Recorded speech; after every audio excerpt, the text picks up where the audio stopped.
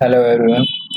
सो आज हम लोग जो गेट पेपर का सॉल्यूशन 2020 का कर रहे थे उस सीरीज के नेक्स्ट सब्जेक्ट में आए हैं, जो हमारा है हाइड्रोलॉजी, इरिगेशन और ओपन चैनल फ्लो। जो आपका उसका पार्ट है, जो फ्लूइड मैकेनिक्स जो चलती है उसका पार्ट है। सो जो पहला क्वेश्चन हमारे पास आता है ये हाइड्रोलॉजी का क्वेश्चन है। तो probability that a 50-year flood may not occur all during 25 years life of a project, round off to the decimal places, two decimal places. तो यहाँ पर फिल इन द ब्लैंक्स का क्वेश्चन है। तो इस क्वेश्चन को सॉल्व करने के लिए बाइनोमियल इवेंट्स हम लगाएंगे। तो रिलिएबिलिटी जो होती है हमारे पास, उसका फॉर्मूला होता है NCR P to the power R 1 minus P to the power n minus R. ठीक है, ये फॉर्मूला होता है। यहां पर जो हमारा r है ये रिप्रेजेंट करता है that how many times that event happen and n number of trial, मतलब n नंबर ऑफ ट्रायल में कितनी बार वो काम हुआ है वो r रिप्रेजेंट करता है। सो यहां पर क्या लिखा है, फ्लड में नॉट अकर, मतलब r की वैल्यू जो है हमारी वो 0 है। तो अगर हम यहां पर फॉर्मूले में पुट कर देते हैं तो NC0 P to the power 0 1 minus P n minus 0। ठीक है, तो जो हमारा ये फॉर्मूला पूरा बन के आ जाएगा ये हो जाएगा, ये 1 हो जाएगा, NC0 1 हो जाएगा। तो हमारे पास जो फॉर्मूला बन के आ जाएगा 1 minus P to the power n। ठीक है, अगर हम P को टाइम के फॉर्म में रखें तो P equal to 1 upon T होता है। तो 1 minus 1 upon T, where T is time, to the power n। हम इसलिए रख रहे हैं क्योंकि यहां पर हमें टाइम ही दिया हुआ है। अगर हम ये सारी वैल्यूज जो ऊपर दी हुई हैं उनको यहां पर पुट कर देते हैं तो 1 minus 1 upon 50 to the power 25। अगर हम इसको सॉल्व कर लेते हैं तो 1 माइनस 0.02 टू द पावर 25, और देन इसको फर्दर सॉल्व करने पर जो हमारा आएगा वो हो जाएगा 0.603। ये यहाँ पर आंसर आएगा 0.603। अगर हम प्रोबेबिलिटी की बात करें तो 60%, अप्रोक्सीमेटली 60% प्रोबेबिलिटी है इसकी। ठीक है, तो आई थिंक आपको ये समझ में आया होगा। काफी सिंपल सा क्वेश्चन है, सीधे इस फॉर्मूले में पुट करना है और आंसर निकाल देना। नेक्स्ट जो क्वेश्चन है हमारा ये इरिगेशन से आया हुआ है। इरिगेशन आपको पता है काफी इंपॉर्टेंट सब्जेक्ट है, जो एग्जाम्स होते हैं उनमें काफी कम वेटेज रखता है, बट ये काफी इंपॉर्टेंट सब्जेक्ट है फील्ड के नॉलेज के लिए। यहाँ पर data of agriculture field for a specific month, ये कुछ डाटा दिया हुआ है। पैन इवेपोरेशन दिया हुआ है 100 mm। ईपी हमारा दिया हुआ है 100 mm। Then effective rainfall 20 mm दिया हुआ है, मीन्स पीई जो दिया हुआ है वो 20 mm दिया हुआ है। क्रॉप कोफिशिएंट केपी 0.4 दिया हुआ है, ईटा जो दिया हुआ है 0.5 है। ये जो पैन इवेपोरेशन होता है इसका मतलब ये है कि अगर हम जो इवेपोरेशन हो रहा है वो पैन पर हम नाप रहे हैं, ना कि फील्ड पर हम नाप रहे हैं। तो ये वैल्यू पैन इवेपोरेशन और फील्ड इवेपोरेशन दो अलग वैल्यूज होती हैं। अगर हम सेम वैल्यू लेके चलेंगे तो कंफ्यूजन होगा। यहां पर क्या होगा, ये 4 ऑप्शन आपको दिए हुए हैं। ठीक है, क्वेश्चन में दिया हुआ था, गेट के क्वेश्चन में 4 ऑप्शन। तो अगर हम इसको सॉल्व करें तो क्रॉप रिक्वायरमेंट और क्यूमुलेटिव यूज ऑफ क्रॉप जो होगा CU, इसकी वैल्यू होती है KP इंटू ईपी। ठीक है, तो KP की वैल्यू है 0.4, ईपी की वैल्यू है 100। तो यहां से सिंपल हमारे पास आ जाएगा CU की वैल्यू, बहुत ही सिंपल, 40 mm। ठीक है, 40 mm आ जाएगा। नेक्स्ट हमें निकालना है क्यूमुलेटिव इरिगेशन रिक्वायरमेंट। सो क्यूमुलेटिव इरिगेशन रिक्वायरमेंट के लिए हमारे पास फॉर्मूला होता है Cu माइनस Pc। सो Cu की वैल्यू है हमारे पास 40 और Pe की वैल्यू है हमारे पास 20। ठीक है, इफेक्टिव रेनफॉल Pe की वैल्यू है हमारे पास 20। तो इसको हम सॉल्व कर लेंगे तो फर्दर आएगा 20 mm। ठीक है, देन फील्ड इरिगेशन रिक्वायरमेंट। ये FIR वाला नहीं है जो पुलिस में की जाती है। ठीक है, फील्ड इरिगेशन रिक्वायरमेंट है तो इसकी वैल्यू होती है क्रॉप इरिगेशन रिक्वायरमेंट अपॉन ईटा ए। ठीक है, तो इसको हम रख देंगे, क्रॉप इरिगेशन रिक्वायरमेंट हमारी 20 आई है अपॉन 0.5, ईटा की वैल्यू हमारे पास 0.5 दी है, तो हमारे पास आंसर आ जाएगा 40 mm। तो हमारे पास जो थर्ड ऑप्शन था 40 mm, ये राइट आंसर था। ये बहुत सिंपल था, सीधे फॉर्मूला बेस्ड था, आपको बस बेसिक समझना है और उसके बाद फॉर्मूले में पुट कर देना है। नेक्स्ट जो हमारे पास क्वेश्चन है ये ओपन चैनल फ्लो का क्वेश्चन है, काफी अच्छा क्वेश्चन है। ठीक है, a 4 meter wide rectangular channel carries 6 meter cube per second of water. The Manning's N of open channel is 0.02. Considering G is 9.81 meter per second square, the critical velocity of flow in meter per second round of the two decimal in the channel is। तो fill in the blanks का question है। तो सबसे पहले जो given है वो data हम लिख लेते हैं। तो Q हमें 6 metre cube per second, G की वैल्यू 9.81 मीटर पर सेकेंड स्क्वायर, जो N की वैल्यू है 0.02। ठीक है, और VC की वैल्यू जो है वो हमें निकालनी है मीटर पर सेकेंड। सो एक चीज आपको इस क्वेश्चन में ध्यान रखना है, ये जो दिखा रहा है वो हमें नहीं निकालना है। मतलब यहां पर मैनिंग्स N दे दिया, आप क्या सोचोगे मैनिंग्स फॉर्मूला हम लगा देते, बट ये किसी यूज का नहीं है। ये जो वैल्यू दी हुई है 0.02 ये किसी यूज की नहीं, केवल ये आपको कंफ्यूज करने के लिए दी हुई है। क्योंकि अगर हमें मैनिंग्स फॉर्मूला लगाना होता तो यहाँ पर बेड स्लोप और आर की जरूरत पड़ती है, और बेड स्लोप और आर दिया नहीं है पूरे क्वेश्चन में कहीं भी। सो ये जो N की वैल्यू दी हुई है ना मैनिंग्स करके, ये कंफ्यूज करने के लिए दी हुई है कि बच्चे सीधे कुछ देखे नहीं, बहुत सिंपल क्वेश्चन, सीधे मैनिंग्स फॉर्मूला लगाना स्टार्ट कर दे।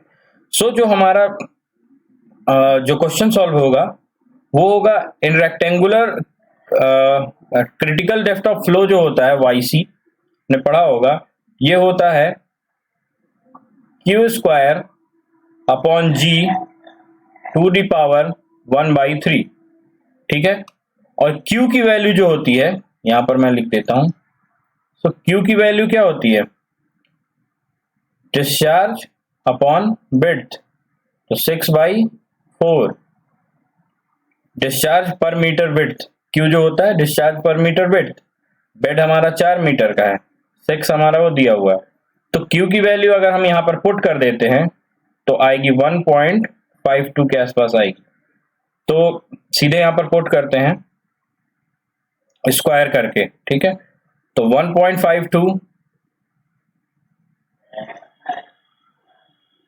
अपॉन 9.81 टू दी पावर 1/3, इसको जब हम फर्दर सॉल्व करेंगे तो 0.612 मीटर। ठीक है, ये YC की वैल्यू आ जाएगी।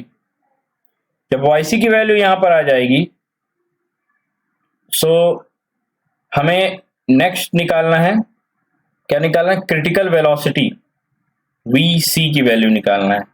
सो Q बाई YC, तो Q की वैल्यू है 1.52, YC की वैल्यू है 0.612, तो हमारे पास आंसर आ जाएगा 2.451 मीटर पर सेकेंड। ठीक है, ये आपको समझ में आ गया होगा यहाँ पर।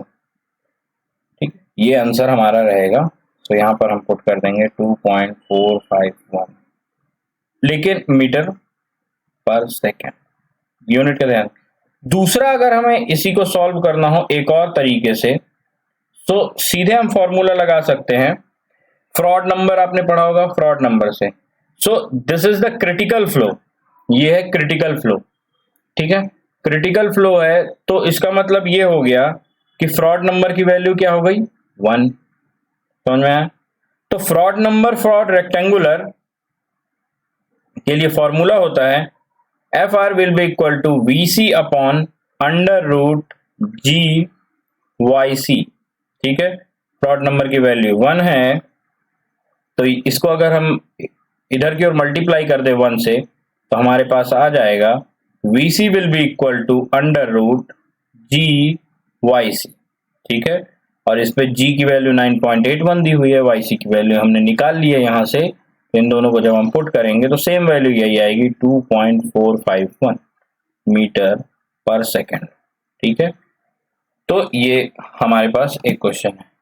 नेक्स्ट जो क्वेश्चन है हमारे पास, ये एक काफी अच्छा क्वेश्चन है, 2 नंबर का क्वेश्चन आया हुआ था, ये ओपन चैनल फ्लो का ही है। So water flows at the rate of 12 metre cube per second in a 6 metre wide rectangular channel, a hydraulic jump is formed. So यहाँ पर हाइड्रोलिक जंप वाला चैप्टर आपको ध्यान रखना हो। Hydraulic jump is form in the channel at a point where the upstream depth is 30 centimeter just before the jump. Considering acceleration due to gravity 9.81 meter per second square, the density of water 1000 kg per meter cube, the energy loss in the jump is, तो energy loss निकालना है। But यहाँ पर आपको एक चीज ध्यान रखनी है, 4 ऑप्शन जो दिए हुए हैं यहाँ पर आपको बहुत दिमाग लगा के सॉल्व करना है, क्योंकि यहाँ पर चारों ऑप्शन के जो यूनिट हैं वो सबके अलग हैं। सो अब आपको ध्यान रखना भाई कैसे करना है। सबसे पहले जो गिवन है, तो हमारे पास क्यू गिवन है 12 metre cube per second, bit given है 6 मीटर, ठीक है, 6 मीटर वाइड। देन रो गिवन है 1000 kg पर मीटर क्यूब। सो ये सारी 3 चीजें हमें गिवन है। सो अब हम प्री जंप डेप्थ, मतलब जब डेप्थ जंप नहीं हो रहा था तब की हम डेप्थ निकालेंगे। सो इसे कहते हैं प्री जंप डेप्थ। तो y1 will be equal to 0.3, ठीक है, सेंटीमीटर में दिया है तो 0.3 मीटर, क्योंकि ये क्या लिखा up stream just before the jump. तो y1 की वैल्यू ये आ गई। g की वैल्यू हमारे पास 9.81 मीटर पर सेकेंड स्क्वायर, ये मीटर में थी इसलिए हमने चेंज कर दिया। सो सीक्वेंट डेप्थ रेशियो जो होता है, सीक्वेंट डेप्थ रेशियो हमारे पास आता है y2 अपॉन y1।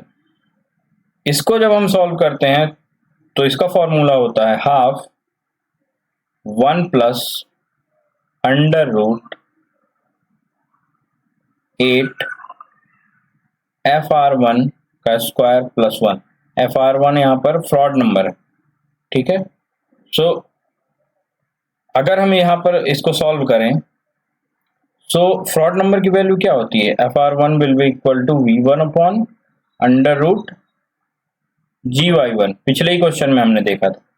अगर हम V जो वेलोसिटी है इसको Q के फॉर्म में लिखेंगे तो हमारे पास जो इक्वेशन बन के आ जाएगी Q by B Y1 under root GY1 Q by BY, ठीक है।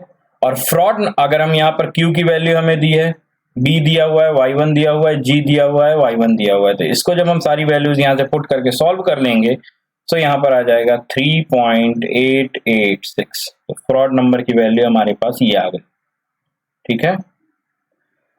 अब फ्रॉड नंबर की वैल्यू जब आ जाएगी हमारे पास तो हम सीधे यहां पर पुट कर देंगे, ठीक है। तो y2 अपॉन y1 की वैल्यू हमारे पास पहले से आ चुकी थी, इक्वल टू एक प्लस करके बाई हाफ कर देंगे तो पूरा इस इक्वेशन को सॉल्व करने पर हमारी जो वैल्यू आएगी वो आएगी 5.02। या फिर y2 की वैल्यू डायरेक्ट हम निकाल लेते हैं मल्टीप्लाई करके, तो 1.506 मीटर, ठीक है।